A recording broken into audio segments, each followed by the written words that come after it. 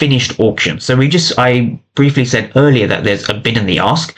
Now, when there's a 0 on one side, what this represents when we see a 0 is that the auction has been wiped out and there's no either aggressive buyers or sellers at that point.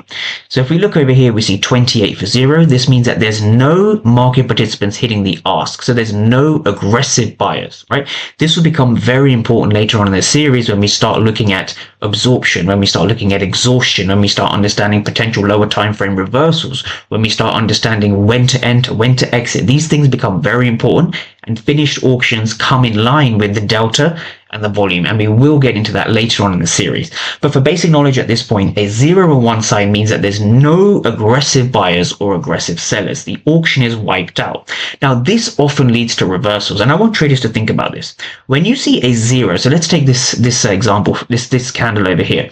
When you see 0 on the right hand side, that means that there's no market participants hitting the ask. There's no aggressive buyers. So when there's no aggressive buyers and the market moves up, what does that tell you? Well, we're going to go over that later on in the series, so I'll save the answer for later, right? So I use the ATAS platform, like I said earlier, so ATAS. For those who are interested, please check out the ATAS platform. It's simply just a Google search. You can use the ATAS platform, download the